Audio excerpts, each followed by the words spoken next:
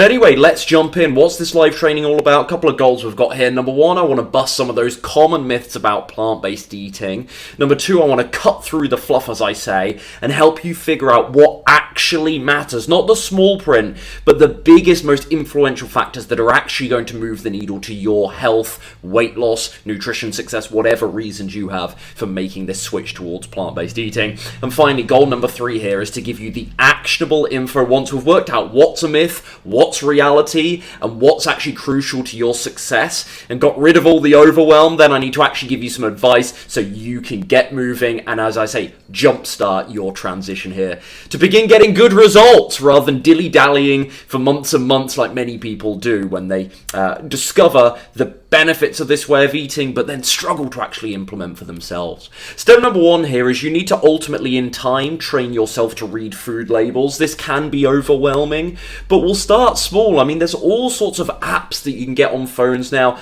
There's all kinds of blogs and YouTube videos out there.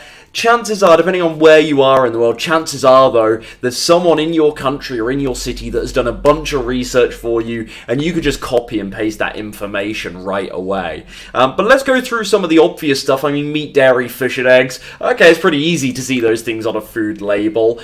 But you also want to consider those other sneaky ingredients, of which there really is, truthfully, a very long list. But some of the stuff that regularly comes up, casein, D3, a lot of people don't realise derived from sheep's wool, unless it's vegan D3, of course. Gelatin, common one, albumin, L-cysteine. These things can sneak into a product that you might think, surely that doesn't have animal products in them. Like D3, it's in so many cereals like cornflakes. You'd think, surely that's vegan, surely that's innocent. Nope, it's got sheep's wool in, would you believe? So consider those sneaky ingredients aside from just the obvious stuff. And again, you've got so much research that you can do online for this. You can just Google products and brands nowadays. But maybe when you're actually on the fly looking in a grocery store for yourself, maybe you don't have Wi-Fi, maybe you haven't done the research yet, you're going to have to spot some of these things for yourself in time. Quite simply, final point on this, if it's completely unprocessed, any grain, any bean, fruit, vegetable, nut or seed is vegan anyway, so you don't need to worry about the whole foods necessarily. I'm more talking about those packaged items. Step number two, you need to, this is crucial, understand the difference between blood sugar spikes and insulin resistance, right? And why this is important is because a plant-based diet is so carb-rich that if you fear carbs, if you're coming into this like, oh my goodness, what about all these carbohydrates that this way of eating, is based around, this ain't going to work, this ain't going to last, you're not going to be able to put your faith in this, you're not going to be able to trust the process, you're going to freak out. So it's really important that you understand some of the misconceptions around carbohydrates, of which there's lots, and we haven't got time to make a full extensive argument on the most ridiculous misconceptions there are about carbohydrates. I've done that before on YouTube videos. We're just talking about blood sugar today, but next point, blood sugar spikes are totally normal. They're a natural thing. It's totally normal for your blood sugar to spike after eating a carbohydrate-rich food. But that isn't the problem. Some people have learned that that's the problem, but rather it's a normal symptom of what the body is designed to do. These mechanisms when we metabolize and digest food, designed to do. Your blood sugar is supposed to spike. It's normal. What isn't normal, though, is having terrible insulin management, insulin resistance caused by high fat diets. We have the information on this now. Check out the guys over at Mastering Diabetes. They do some fantastic work on this, as does Dr. Neil Bernard with PCRM. Check out his work on this, and you'll quickly understand some of the big misconceptions around what actually causes diabetes and what is the cause rather of insulin resistance.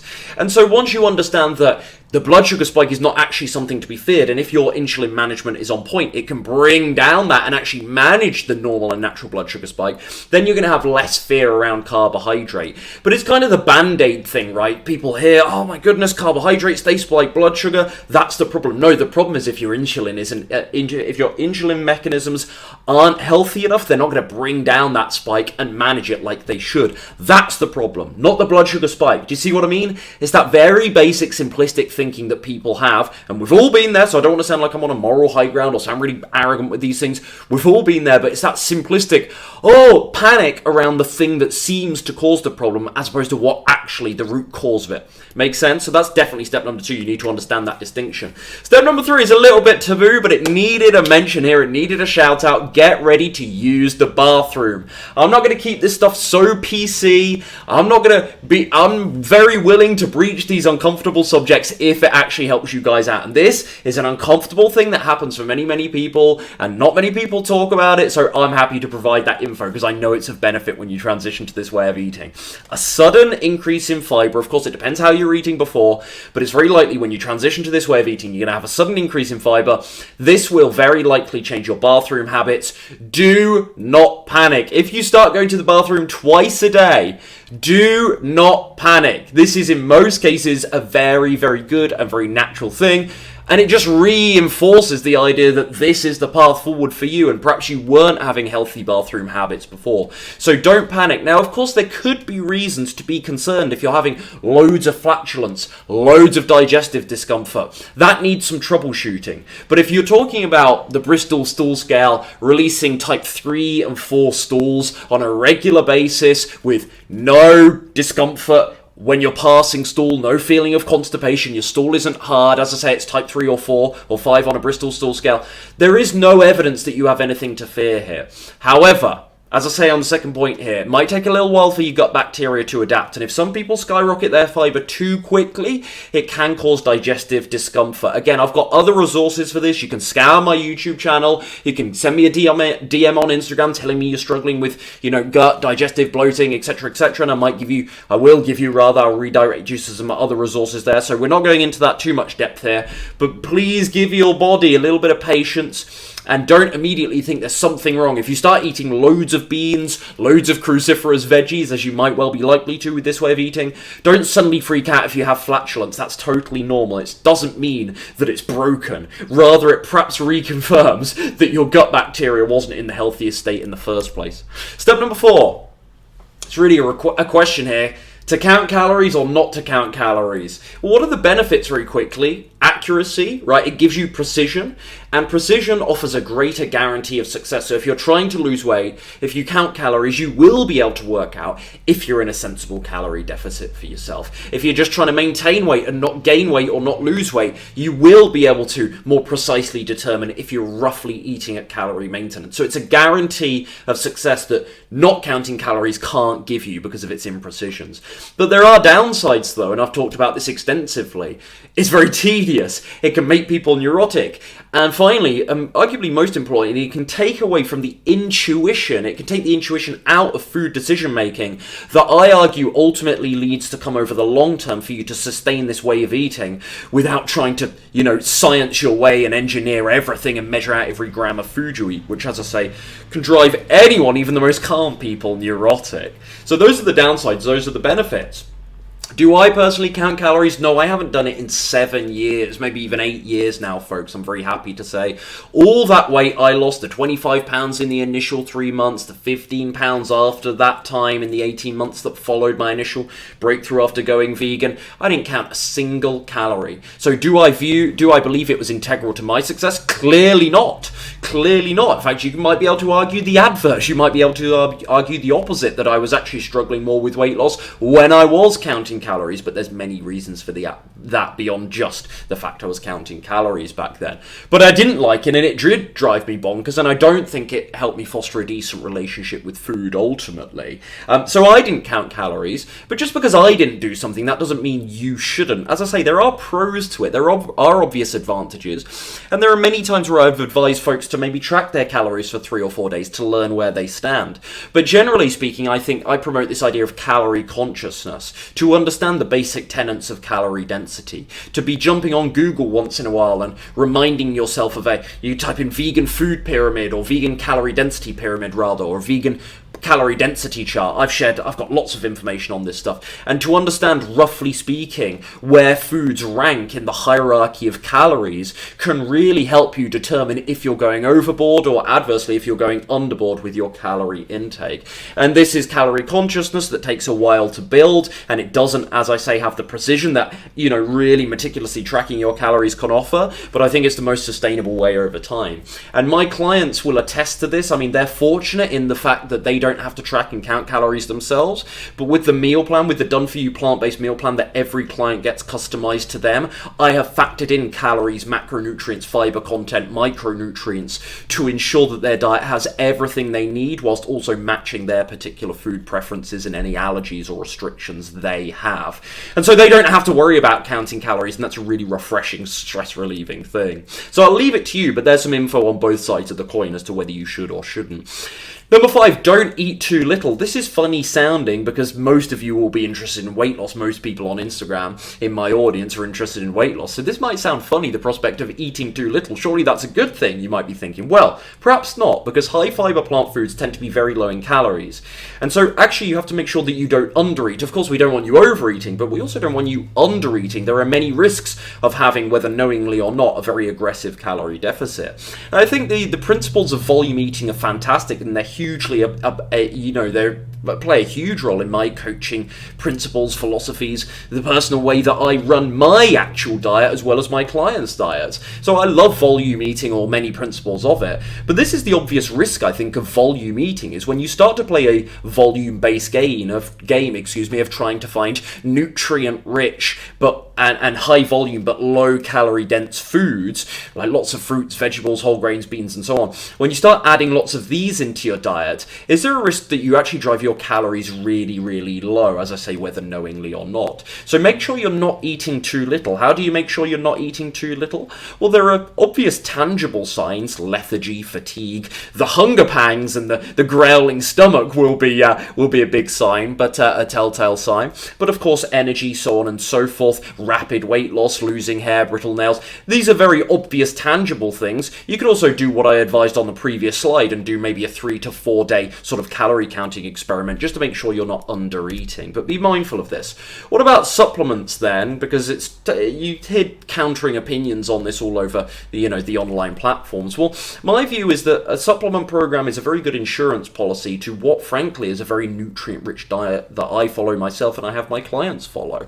So think of it more as, just ensuring that you get enough. And then I think also there's sort of a filling in the gaps that sort of happens with some nutrients, because let's be totally frank about this. Let's not be so dogmatic about this amazing approach to nutrition that we don't consider it has perhaps weaknesses and blind spots versus omnivorous approaches, because there are things that are more bioavailable on a meat and dairy based diet than there are a plant-based diet. It goes the other way too, and I think it goes the other way far more so, but let's be honest about that. Things like iron, which is clearly more bioavailable in animal products, for instance. So there are things that I ought to consider, I recommend, actually, I urge you to consider in terms of filling in the gaps. Things like K2, things like vitamin D, we spoke about that a few slides ago. B12, DHA, these are things that I consider mandatory for vegans and some non-vegans, for the record, to supplement. But we're just talking to you guys today. So K2, D, B12, DHA, or omega-3, DHA, omega-3. Find supplements for these. Take these daily, and I think you'll just ensure that you're going in the right direction nutritionally. Then there are a secondary list of things that I don't view as being mandatory to supplement, but some people might be benefited by considering, and of course this can apply to many omnivores too, but zinc, calcium, iodine, and iron included on that list. Number 7, master your level first. Sometimes we punch above our weight, we shoot above our station. Really, your goal for this first couple of weeks, first couple of months is to just get consistent. Some newbies, they are so Puritan, they try and be so elaborate, they want to make sure that every bowl has the exact right amount of protein, carbohydrate, fat, selenium, magnesium, so on and so forth. This This is overdoing it. Okay, brilliant. You could say you've got the perfect diet and you're taking care of everything. And if it doesn't cost you, if there's no effect to do it, if there's no negative consequence of you being that Puritan, then, fire away with that. But the risk when you make things complex and elaborate is that your recipes start to get really long. You start to spend ages in the kitchen. Really, your goal is just to get up and running. If you're trying to lose some weight, get a couple of pounds gone. And then as you expand your knowledge, you can sort of fill in the blind spots in your diet and take things to the next level of excellence. But really, my advice here is don't sweat the minutiae until you have a few consistent weeks under your belt. Master your level first. Don't punch above your weight. Some humility is required here to honestly assess where you're at and what's going to get you to the next level. If you were just starting a business for the first time, you wouldn't want your business mentor to be somebody that works with people that make hundreds of millions of dollars. You're better off with a business mentor that's an expert in getting people started. So think about where you're actually at and the advice and the strategy that requires you to get to the next level, as opposed to thinking 10 steps ahead. Number 8, prepare for a change in body composition. As I say, in 2015, I lost 25 pounds in the first 12 weeks after going vegan, and the average weight loss on my Vegan Slim and Sustain 2-point program amongst clients is 21 pounds. So some people lose 15, some people lose 25, some people lose 30, but average, some people, sadly, this is a tiny minority, but flake away from the program when the going gets tough, and so they're counted, sadly, in the statistics too. So you could even say that it might be higher for the average clients that actually finish the program, which is the overwhelming majority, but it is worth mentioning that some people do flake out because sadly that's what people are like. But £21, so of course I don't know exactly what you're doing. I'm not a fly on the wall. I'm not working with you day in, day out, every day to ensure that you are losing weight if that's your particular goal, or you're building muscle if that's your particular goal. But be prepared for a change in body composition, because this diet is so effective when done correctly. Number 9, everyone has a dream to lose weight, but you need a plan. That's the separator. How many people do we know that say constantly every year, this is the year I lose some weight? They perhaps say it every January. This is the month I get started in the gym. You need a plan to separate yourself from the dreamers. As I say on point number 1 here, and I love this saying, success is rarely accidental. There's usually strategy and intentionality behind it. So write out a meal and exercise program for yourself. Write down your shopping list, your grocery list, so you've got some kind of plan of action to take the next steps. A good plan, as I say here on point number 4, gives you structure to fall back on when you're busy, or when you feel stressed, or when things come up. If you don't have a plan, if you don't have any structure, you're always winging it. And winging it is okay when you feel good, when you've got time on your hands. But that isn't the reality of adult life, is it, folks? If you've got a bit of responsibility, if you've got commitments, it's not realistic that you always have your free time and you always feel super motivated. And a plan is not a guarantee of success, because you can have a great plan and you can still go and eat pizza, or like I used to back in the day, you can still go and eat cookies, Ben & Jerry cookie dough ice cream. So a plan isn't a fail-safe, it's not a guarantee, but it's something there to give you a structure to conduct yourself by.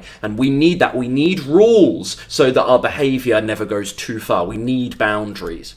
Number 10, get a good template for your meal. Similarly to the previous point on having a plan, breakfast could just be some oatmeal made with plant milk or water, some berries, maybe a bit of banana, some flax or some chia, maybe a bit of sweetener. There's nothing wrong with a drop of maple syrup or some syrup, or some brown sugar to make it taste sweet.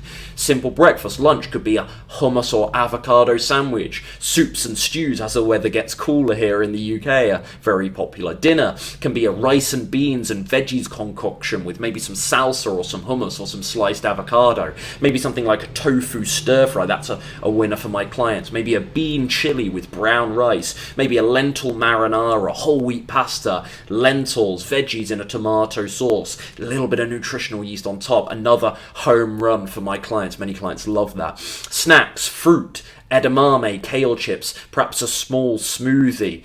Homemade oat bars, that's another popular one that many of my clients enjoy on their meal plan. You need some kind of structure and template for how you're going to eat, so you don't have to wake up every day and think, what can I eat today to be healthy? What vegan plant-based food am I going to eat today? Better to wake up and go, here's my plan that instructs me on what to do.